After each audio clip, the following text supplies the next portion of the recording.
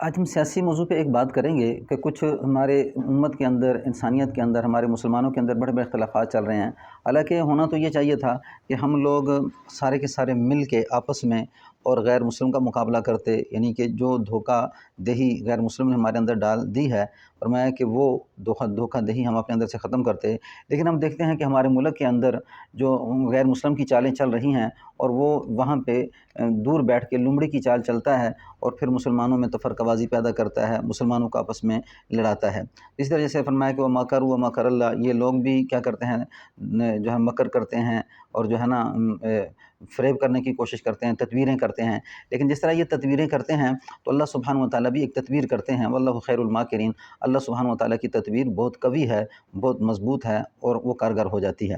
لیکن یہ جتنے بھی غیر مسلم لوگ تدبیریں کر رہے ہیں مسلمانوں کو آپس میں لڑانے کی، پریشان کرنے کی، جو ہے نا مسلمانوں کے ملکوں کے اندر جو ہے قتل و غارت کرنے کی، تو عنقریب یہ انشاءاللہ اللہ سبحانہ و تعالیٰ کے فضل و کرم سے ختم ہونے والی ہے، کیونکہ اللہ کا یہ وعدہ ہے کہ عنقریب اللہ سبحانہ و تعالیٰ وہ لوگ جو دیندار ہیں، وہ لوگ جو اللہ کو راضی کرنے والے ہیں، ان لوگوں پہ غالب آ جائیں گے کہ جو اللہ سبحانہ و تعالیٰ سے دور ہیں، چاہے وہ کفر کی حالت کے اندر ہیں، چاہے وہ عام حالت کے اندر ہیں۔ اگر واقعی تم مومن ہو تو تمہیں زمین کا خلیفہ بنا دیا جائے گا۔ تو جب انسان کسی نیکی میں لگتا ہے تو اللہ کا یہ وعدہ ہے کہ جب نیکی غالب آ جائے گی تو الحمدللہ ان لوگوں کو جو نیکیاں کرنے والے، اللہ کو راضی کرنے والے ہیں، پوری انسانیت کے اوپر اللہ غالب کر دیں گے۔ لیکن ہم آج تک دیکھتے ہیں کہ فسق و فجور کا ماحول بہت زیادہ عام ہے، اور اپنے ملک کے اندر آپ دیکھیں کہ غیر مسلم سازشوں سے ہم آپس میں مسلمان لڑ رہے ہیں۔ آپ نے دیکھا اس وقت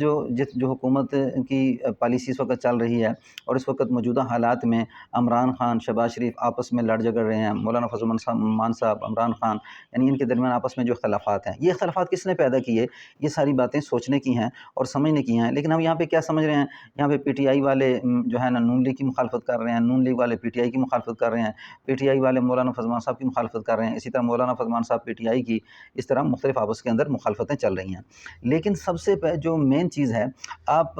کے سمجھنے کی باتیں ہیں کہ آپ دیکھیں کہ جب نواز شریف تھا تو نواز شریف کے دور میں کچھ نواز شریف سے غلطی ہوئیں، یعنی یہ ایسی غلطیاں ہیں کہ جو شرعی طور پہ جن کا حکم نہیں تھا، لیکن نواز شریف سے یہ غلطیاں ہو گئی، اس کی سزا میں اللہ نے اسے کیا کیا کہ جو ہے نا اس سے حکومت بھی چھین لی۔ لیکن یہ دیکھنے میں یہ سمجھ میں آ رہا ہے کہ آپ دیکھیں کہ نواز شریف کے دور میں الحمدللہ ملک کافی ترقی کر رہا تھا، یعنی سڑکیں بن گئی تھی، اور اسی طرح یہ گوادر کا جو مسئلہ تھا یہ کافی حد تک یعنی کہ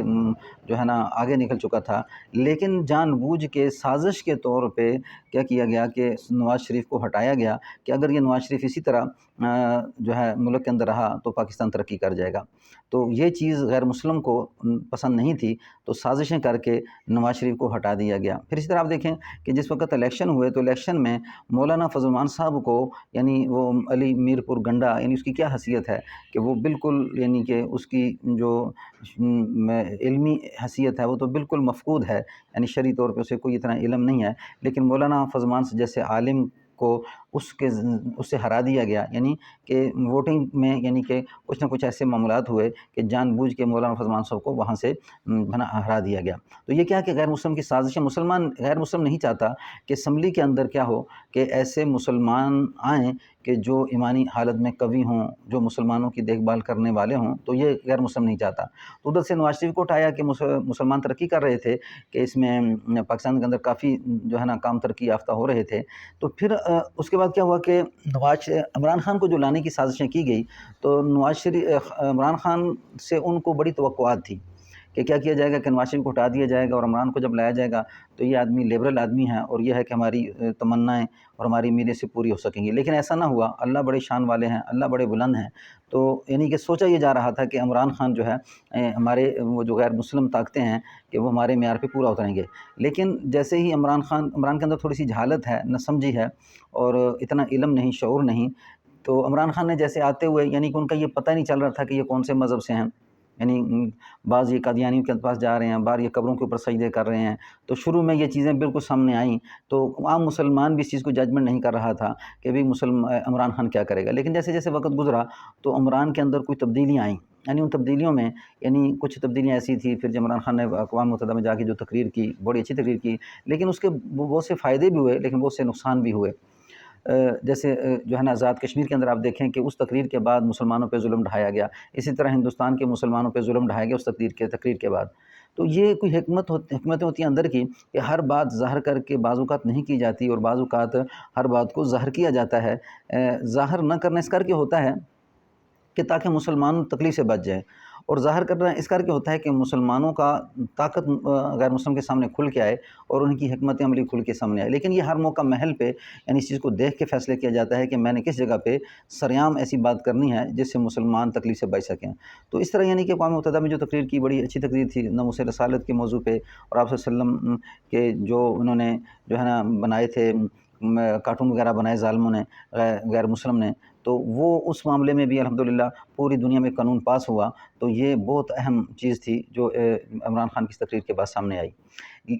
وقت گزرنے کے ساتھ ساتھ عمران خان بدلتا رہا، اور بدلنے کے ساتھ یعنی اب جو ظاہری شکل صورت ہے کہ عمران خان یعنی کہ الحمدللہ جس طرح پہلے اس کی حیثیت تھی اس طرح نہیں ہے، بلکہ کچھ تھوڑا سا بدل چکا ہے، یعنی اسلامی حیثیت کے لحاظ سے ایک دینی صلاحیت کچھ نہ کچھ اب اس کے اندر پائی جا رہی ہے۔ لیکن پھر بھی یعنی کہ دیکھیں یہ صلاحیت جو ہے اس وقت تک انسان جو ہے اس بات کے اوپر فوکس نہیں کر سکتا کہ آیا عمران قادیانیوں کے ساتھ جو ملتا ہے، اسی طرح عمران کے اندر جو جہالت ہے، تو کیا آیا یہ جہالت اس کی ابھی بھی باقی ہے یا ختم ہو چکی ہے؟ اس کا فیصلہ کرنا بہت ہی مشکل ہوتا ہے، جس وجہ سے دیندار لوگ متذبذب کا شکار ہوتے ہیں کہ ہم عمران کا ساتھ دیں کہ نہ دیں۔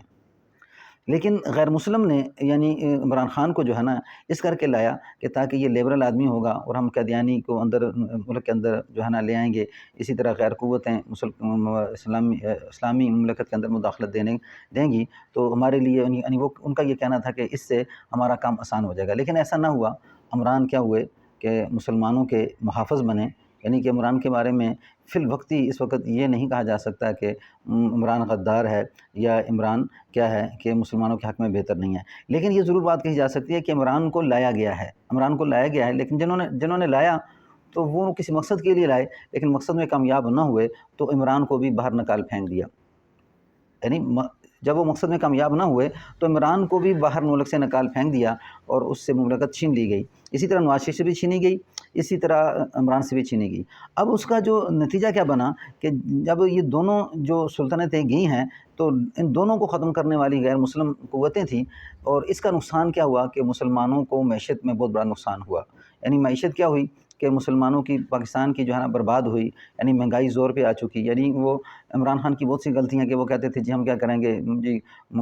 بڑے مکان دے دیں گے اور پھر سر کروڑوں نوکریاں دے دیں گے، لیکن یہ ایک صرف خواب تھے، حقیقت اندر سے کچھ اور تھی۔ لیکن جب چونکہ ایک نیا آدمی جب اس کے اندر آتا ہے حکومت کے اندر تو جلدی اس کو سنبھال نہیں پاتا۔ تو یہی بات عمران خان کے ساتھ ہوئی کہ وہ اندر کے معاملات کو پہلے سمجھ نہیں رہے تھے، جب اندر آئے تو پھر پتہ چلا کہ ایسا تو نہیں ہے، یہ تو ایک خواب تھے جو اتنی جلدی پورے نہیں ہو سکتے۔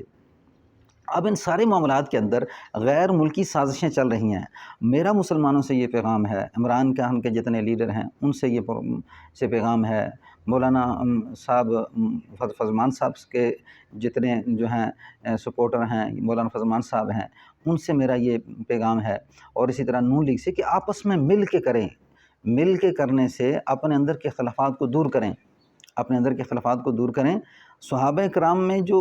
حکومت چل رہے ہیں تو یہ کیا جا رہا ہے کہ بھئی حکومت میں آ جاؤں، وزیر اعظم میں بن جاؤں، صدر میں بن جاؤں، وزارت مجھے مل جائے۔ صحابہ میں تو وزارت سے پیچھے ہٹا جا رہا تھا، یعنی کہ یہ وہ عہدہ ہے، یہ وہ معیار ہے کہ جس پہ جا کے اس عوام کے بارے میں ان لیڈروں سے کل قیامت کے دن پوچھا جائے گا، اور جتنا بڑا لیڈر ہوگا اتنا ہی بڑا بوجھ لے کے جائے گا اگر اس نے اسلامی قوانین کے مطابق آگے وزارت کو اختیار نہیں کیا، صدارت کو اختیار نہیں کیا، اور اسی طرح وزیر اعظم کے عہدے پہ بیٹھ کے اس نے شرعی قوانین کو پامال اگر کیا ہے تو کل قیامت کے دن سے پوچھا جائے گا۔